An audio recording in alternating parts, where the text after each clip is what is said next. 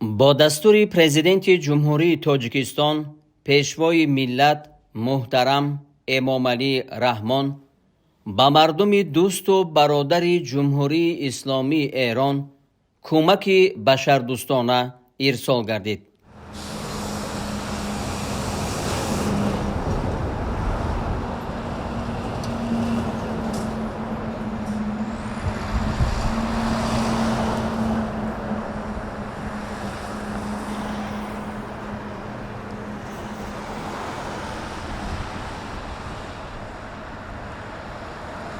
یاری بشردوستانه تاجیکستان در حجم 3610 تن بار از جمله از 45 تن دارواری، مواد زیادی سانیتری و بهداشتی، سر و لباس کودکانه، انواع گوناگون خوراکواری، اشیای روزگار، رخت خواب، خیمه ها، مصالح ساختمانی و دیگر لوازمات عبارت است.